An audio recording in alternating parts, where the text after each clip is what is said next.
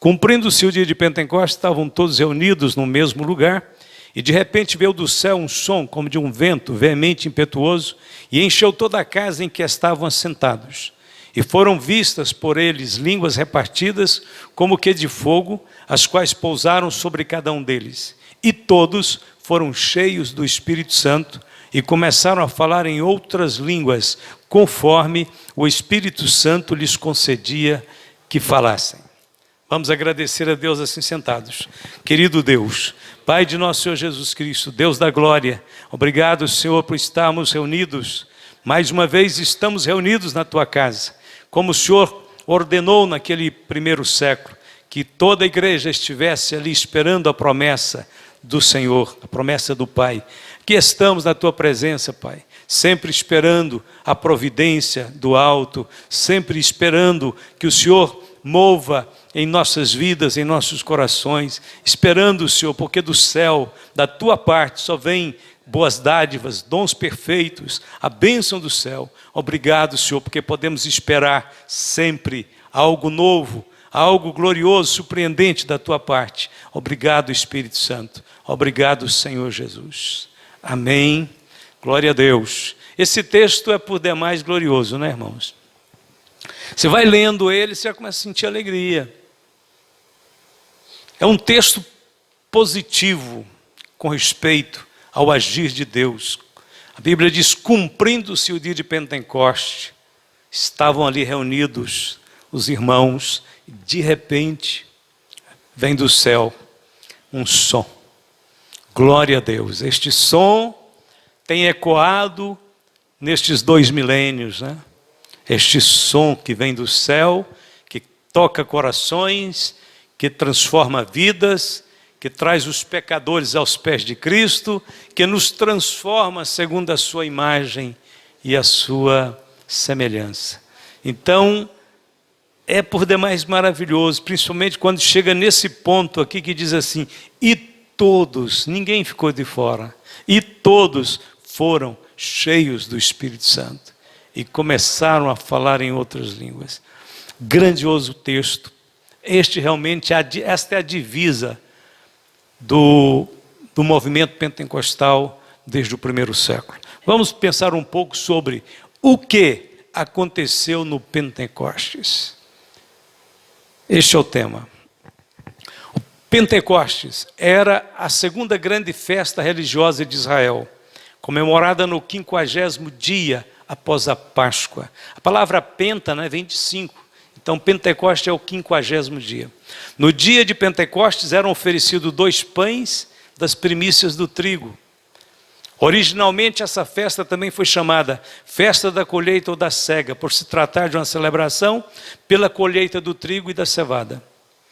Chamada também Festa das Semanas. Por quê? Porque se transcorriam 7 semanas, desde a Páscoa até chegar no dia da festa do Pentecostes. Então era chamada Festa das Semanas. Neste período de 7 semanas, entre Páscoa e Pentecostes, já eram celebradas muitas coisas. Por exemplo, ação de graças pela terra, memória da libertação do Egito, e também comemoravam-se a entrega da lei no Monte Sinai.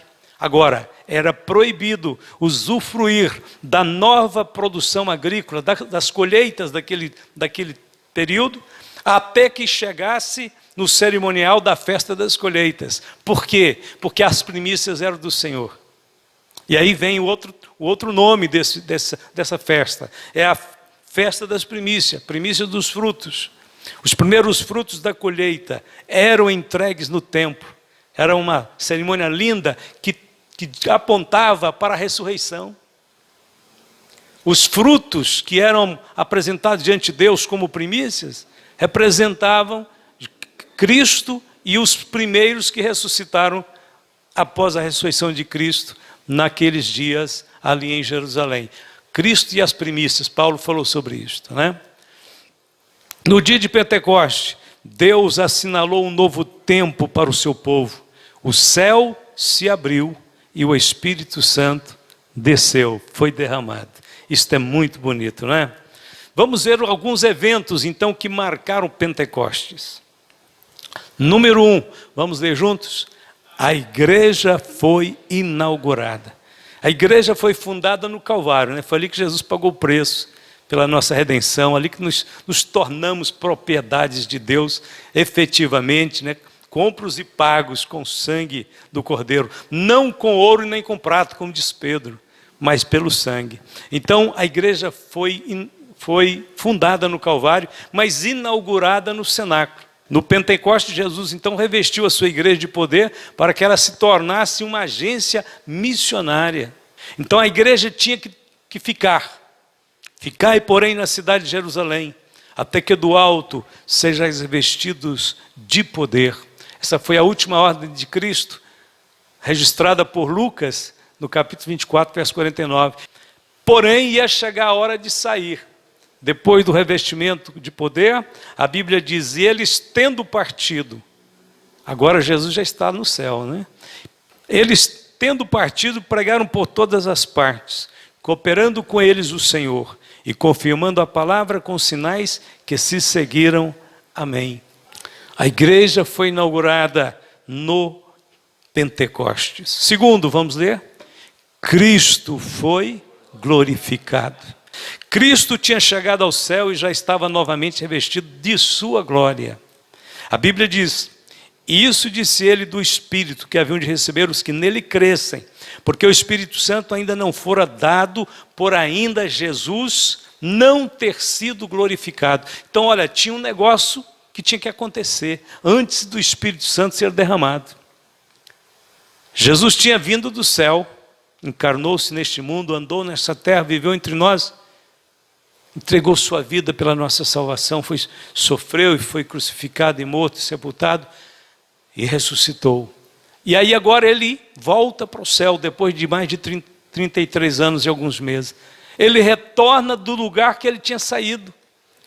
Ele volta para a glória que ele tinha deixado. Ele retoma o seu lugar ao lado do Pai.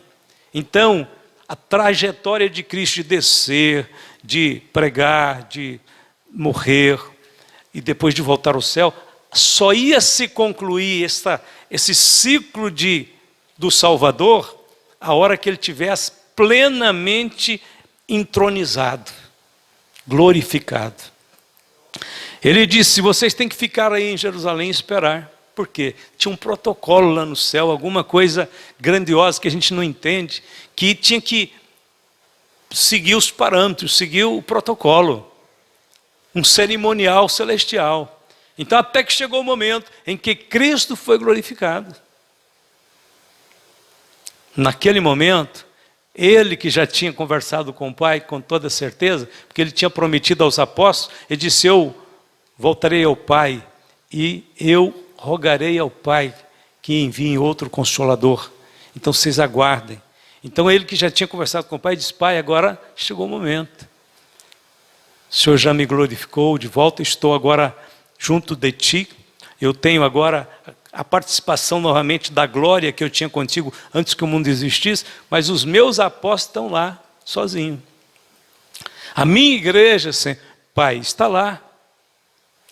Eles precisam de alguém como eu. Então o Espírito Santo, terceira pessoa da Trindade Divina, se apresenta e o Pai disse, agora é a sua vez, Espírito Santo. Vai fazer com que tudo o que Cristo realizou ali na terra ganhe força na vida daqueles homens. Você que vai agora descer para levar a eles a plenitude do poder, da inspiração, da revelação. E então, havendo Cristo sido glorificado no céu, o Espírito Santo desce à terra.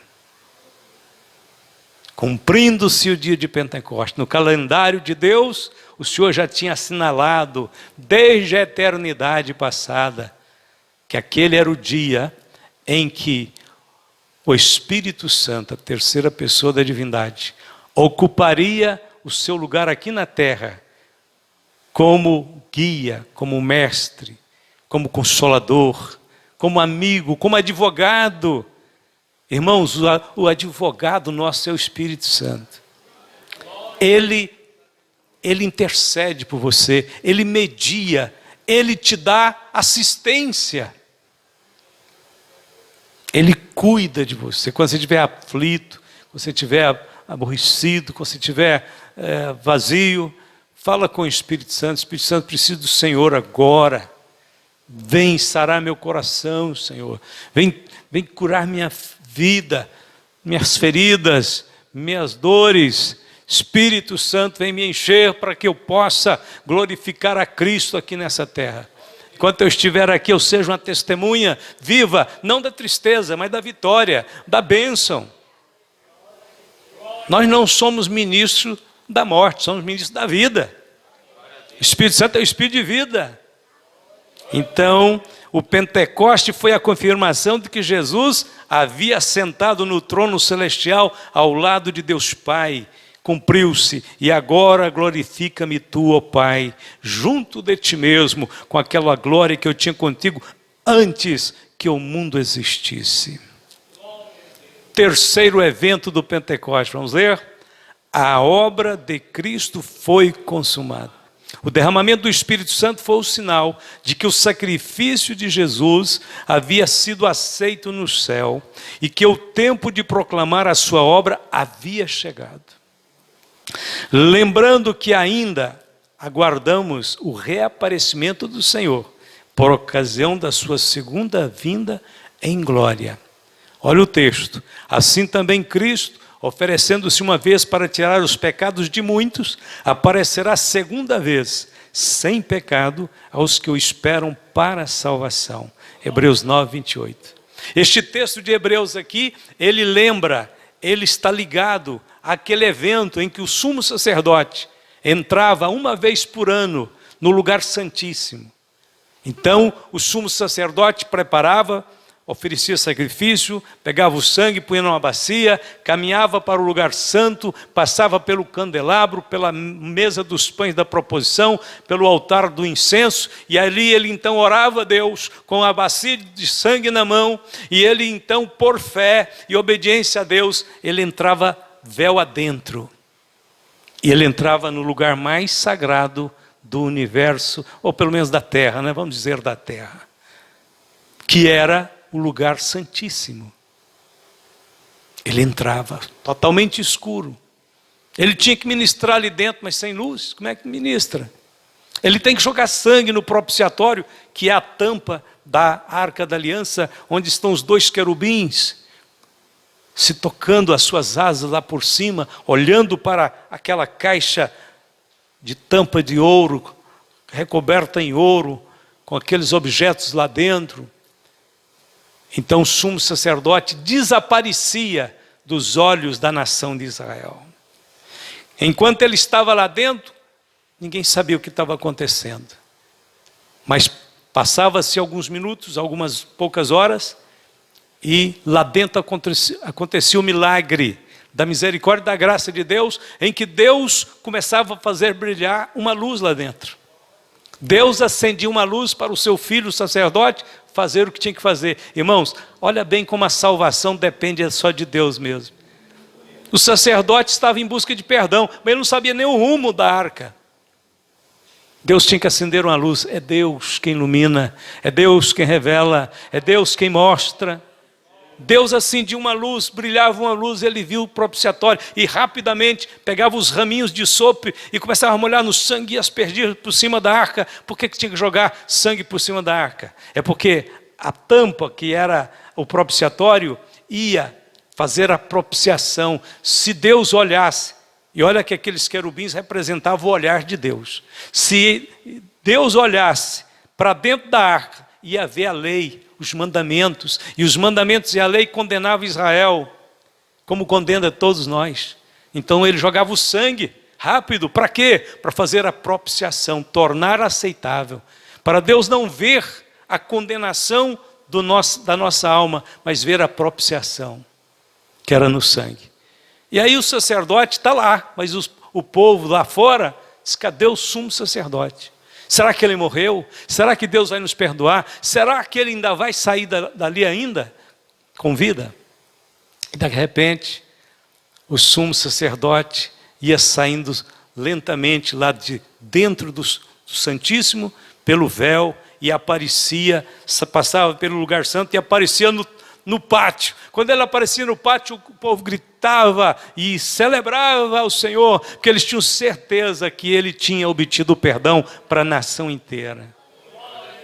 É este versículo. Também Cristo, oferecendo-se uma vez para tirar os pecados de muitos, sumiu, desapareceu. Mas ele aparecerá a segunda vez, sem pecado, aos que o esperam para a salvação. Então nós estamos nessa fase agora, esperando o Senhor, porque ele está no tabernáculo celestial. Ele entrou para lá, não tem jeito de estar vendo ele agora. A presença física dele agora não é mais possível neste mundo, mas quem fica aqui? O Espírito Santo. O Espírito Santo fica aqui nos animando a não tirar os olhos do tabernáculo, do lugar santíssimo, esperando o Senhor Jesus a reaparecer. Ele vai reaparecer. A sua obra, num certo sentido, ainda resta algumas coisas importantes para ser feitas. Ele já pagou o preço, já quitou a redenção, tudo isso que ainda vai acontecer, ele tinha que pagar por isso, já está pago. Agora é só ficarmos atentos, porque brevemente o Senhor voltará. Quarto grande acontecimento do Pentecostes, vamos ler? A igreja foi ungida. Primeiro, Jesus foi ungido com o Espírito Santo, a fim de dar início ao seu ministério de milagres. Como Deus ungiu a Jesus de Nazaré com o Espírito Santo e com virtude, o qual andou fazendo bem e curando a todos os oprimidos do diabo, porque Deus era com ele. Da mesma forma como Jesus esperou, a igreja também teve que esperar. E no Pentecostes é que ela é ungida.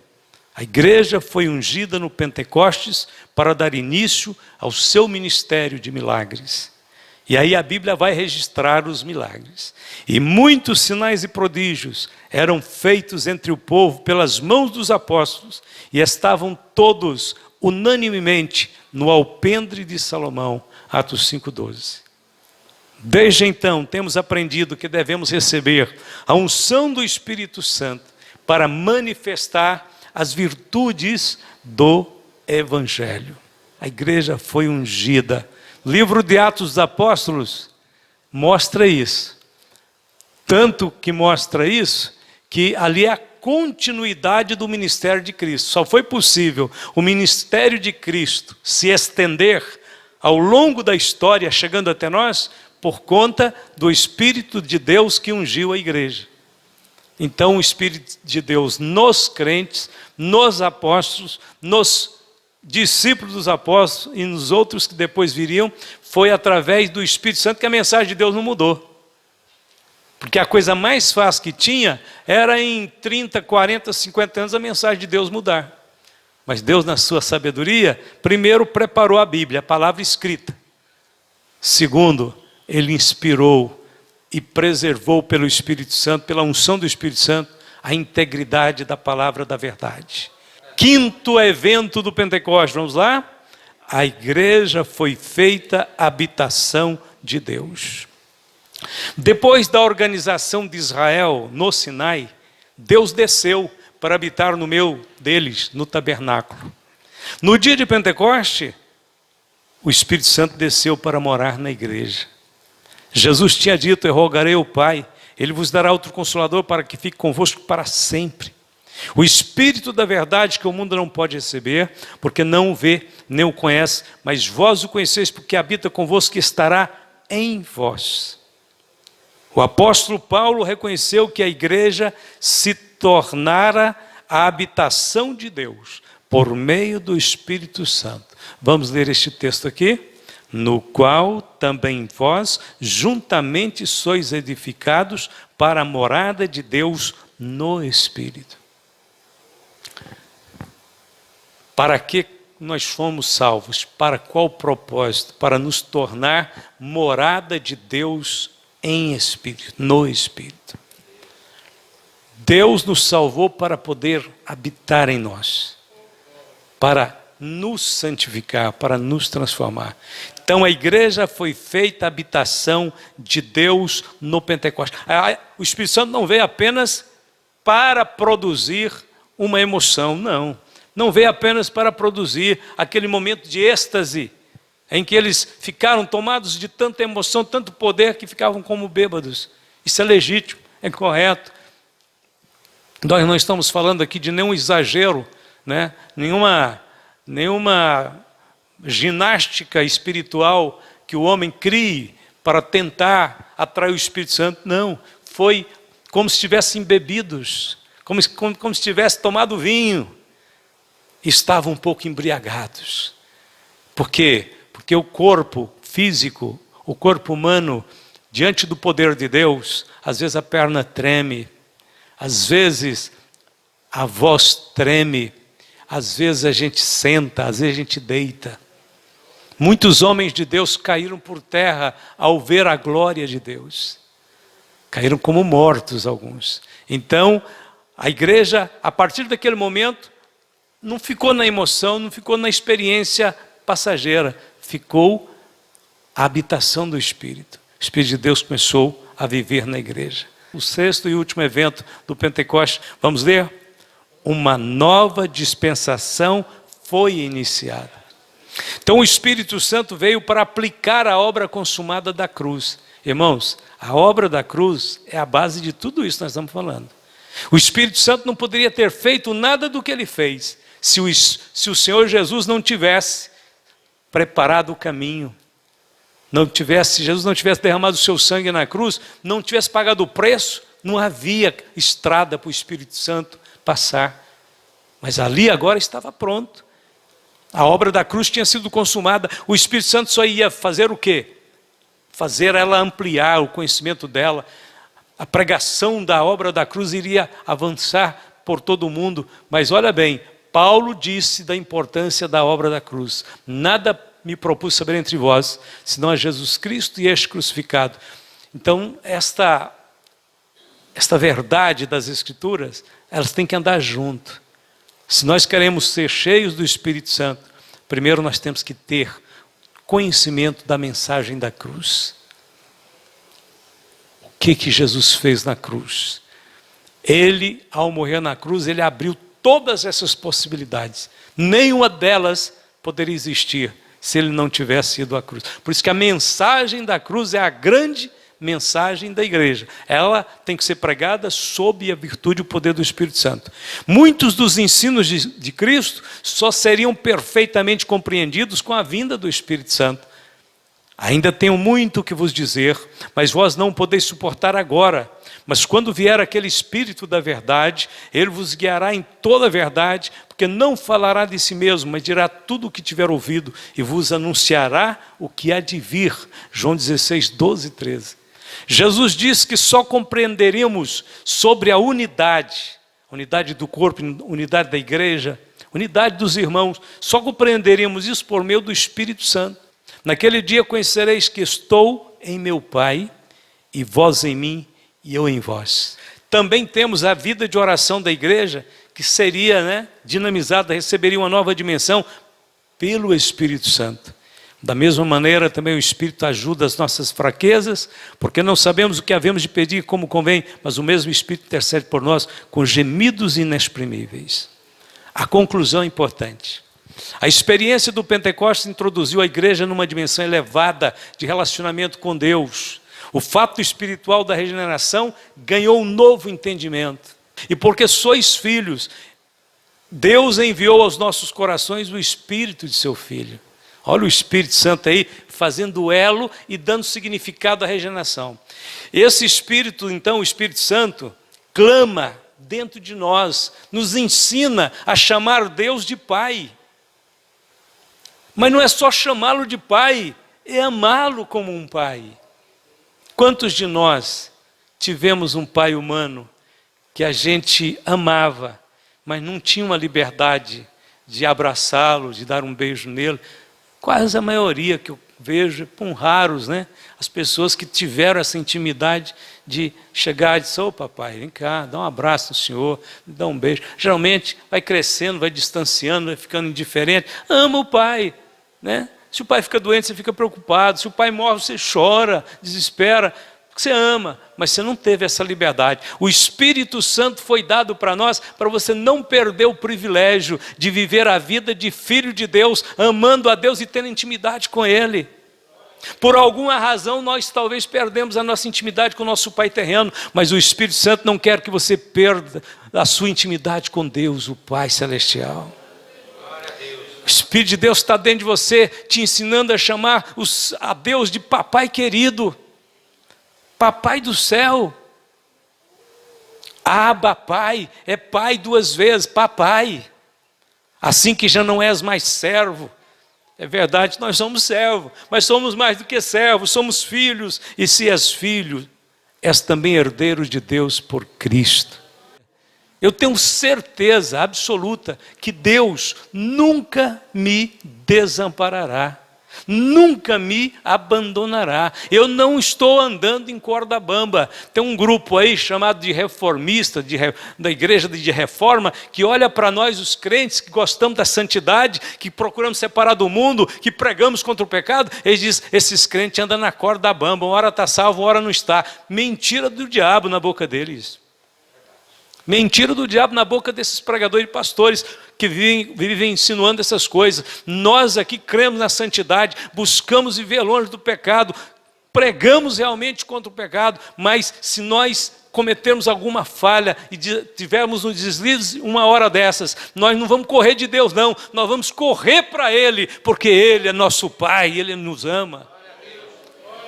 Nós não estamos com medo não, Ele já nos salvou, Ele já fez um planejamento de uma salvação eterna. Nós não estamos em dúvidas se estamos salvos cedo ou se deixamos de estar à tarde. Nós estamos salvos eternamente em Cristo Jesus. Deus é fiel e poderoso para nos conservar até aquele dia. O Senhor é poderoso. Nós não queremos dessa predestinação cega deles, que diz que uma pessoa, uns nascem para o céu, outros nascem para o inferno. Não, nós queremos que o pior que está nesse mundo ainda pode se tornar filho de Deus, sim. E é por isso que Ele manda pregar o Evangelho, porque Ele quer salvar os piores. Para os piores a salvação. Mas nessa conclusão tem mais uma palavra. E por fim, Deus reservou as suas maiores revelações para esta dispensação, sendo que todo o trabalho de aprofundamento espiritual e discernimento seriam ministrados pelo Espírito Santo. Mas como está escrito, as coisas que o olho não viu e o ouvido não ouviu, não subiram ao coração do homem, são as que Deus preparou para os que o amam.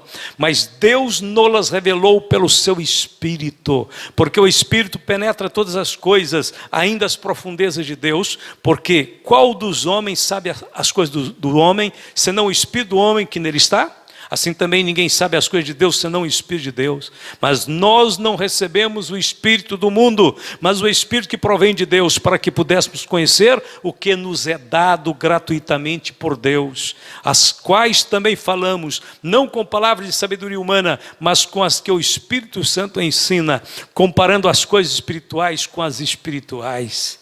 Glória a Deus. Resumindo tudo isso aqui, se você tem intimidade, se você procura viver dependendo do Espírito Santo, convidando Ele todos os dias para te guiar, para te guardar, se você tem essa comunhão com o Espírito Santo, você será sábio, você terá revelação de coisas profundas, você conhecerá as coisas de Deus, porque você não recebeu o Espírito do mundo, mas o Espírito que provém de Deus. Louvado seja Deus. Isso aqui é o movimento pentecostal legítimo, histórico, aquele lá dos primórdios, onde os missionários oravam a Deus, pegavam uma maleta cheia de Bíblia e entravam, embreavam nas florestas, nas estradas desertas e iam evangelizar, não sabendo se tinha o que comer lá na frente ou onde ia dormir, mas eles sabiam que Deus os guiaria em tudo. Dá uma lidinha no livro Diário do Pioneiro, de Daniel Berg. Dá uma lidinha no, não, Enviado por Deus, Daniel Berg, e Diário do Pioneiro, de Gunnar Wing. Dá uma lidinha nesses livros dos nossos pioneiros pentecostais, para ver como é que era a vida de um homem guiado pelo Espírito de Deus. E assim era a vida dos pioneiros, Deus fazendo milagres. Entrava numa casa, tinha um doente, orava por aquele doente, Jesus curava. A família inteira ficava interessada no Evangelho. Ia para outro lugar, uma pessoa oprimida, orava, Jesus libertava. E assim as pessoas iam ficando interessadas em crer no Evangelho dos missionários, dos pioneiros. Esses pastores que eu mencionei agora mesmo, há pouco para vocês, um deles fez uma gravação na internet, e ele colocou e disse o seguinte, ele foi muito honesto esse dia, é muito famoso ele, até admiro ele, não é uma pessoa ruim não, uma pessoa boa, às vezes fala algumas coisas que não precisa, né? Todos nós erramos, mas aí ele disse o seguinte, uma coisa nós temos que admitir, ele falou, nós, das igrejas históricas, tradicionais, demoramos 5 anos para construir um templo, uma congregação.